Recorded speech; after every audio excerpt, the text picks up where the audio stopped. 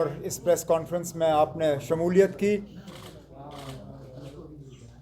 अनंतनाग लोगों की ये एक बदकिस्मती रही है, जब कभी ऐसा लगता है, और ये मैं पिछले चंद सालों के हवाले से बात कर रहा हूँ, जब जब उनको लगता है कि नेशनल कॉन्फ्रेंस का पलटा भारी है या एस्टैब्लिशमेंट का कैंडिडेट जो हैं वो इलेक्शन हारने जा रहे हैं, तो किसी न किसी बहाने इलेक्शन को पोस्टपोन करने की कोशिश की जाती है।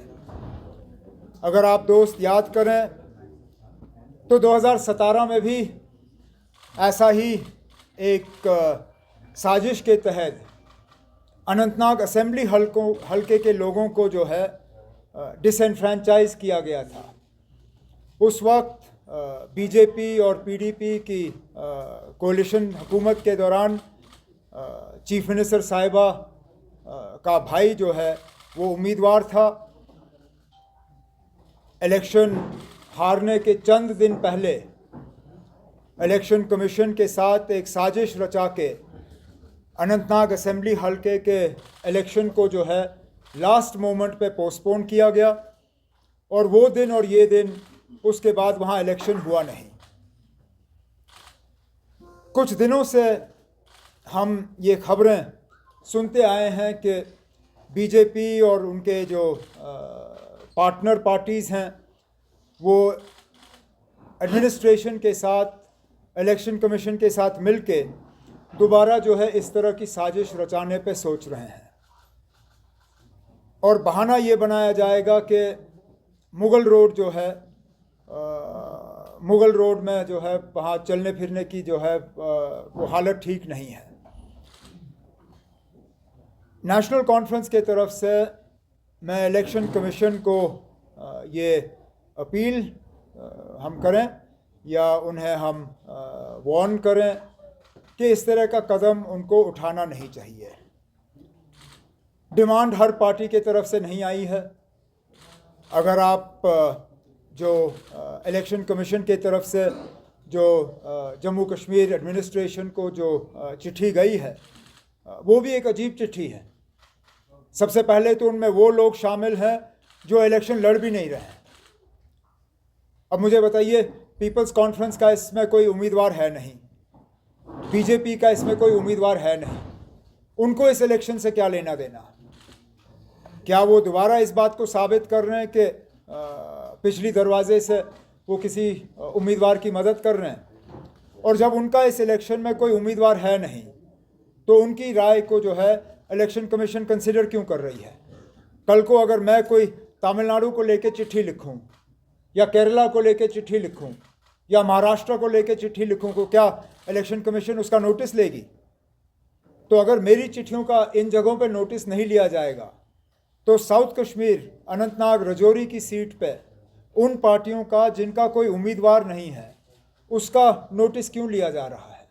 और फिर इस लिस्ट को बढ़ा चढ़ा के पेश करने के लिए एक पार्टी का दो बार जिक्र होता है, एक पार्टी के सदर के नाम के लिहाज से और उसके बाद सिर्फ पार्टी के लिहाज से। तो अगर आप इन को निकालने का काम करें तो इसमें चंद ही तो नाम बचते हैं। और वैसे भी आज अगर आप देखें रास्ता खुला है, आने जाने में कोई रुकावट नहीं है। चलिए, अगर एक आध दिन बारिश पड़ भी जाती है तो इतना कोई रास्ता खोलना जो है इतना मुश्किल है नहीं। और अगर मेरे खुद के उम्मीदवार हैं, ये खुद कहते हैं कि अगर किसी वजह उनका प्रोग्राम जो है मुगल रोड से नहीं होता तो इनको कोई परेशानी नहीं है, ये रियासी से होते हुए इलाके में पहुंच के वहाँ अपना कैंपेन का शेड्यूल जो है वो चालू रखेंगे। तो इलेक्शन कमीशन जो है उनका फ़र्ज़ बनता है कि वो हर पार्टी जो है उनकी व्यूज़ को कंसिडरेशन में लाएं। अगर हमारे व्यूज़ को नज़रअंदाज किया जाता है तो उसका सीधा सीधा मतलब हम ये निकालेंगे कि जो है एक सोची समझी साजिश के तहत वहाँ इलेक्शन के साथ जो है खिलवाड़ करने की कोशिश की जा रही है।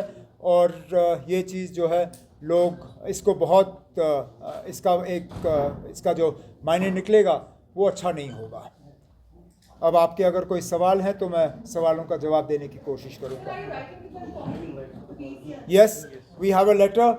It's just at the moment it's being printed. As soon as it's printed, we will send it to the Election Commission and we will release it to all of you as well. So what prompted us to try to get it? Look, I can't tell because I don't see how.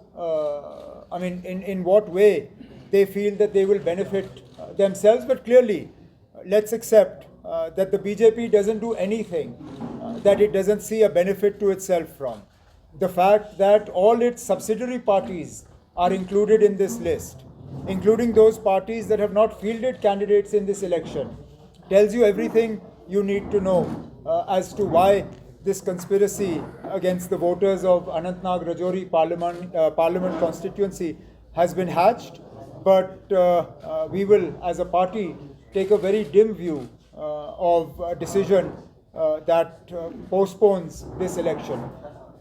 There is absolutely no need to postpone the election, even if, for some reason, the Mughal Road closes for a few hours.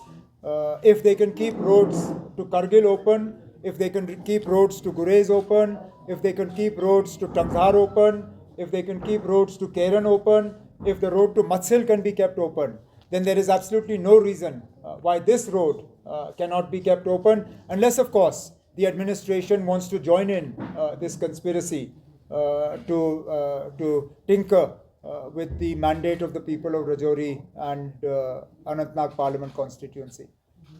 Peoples Conference में यहाँ पे की थी request अपनी party से हमें यहाँ पे नॉर्थ कश्मीर में सपोर्ट किया जाए और उन्होंने वहाँ पे इनको सपोर्ट किया है, मतलब अपनी पार्टी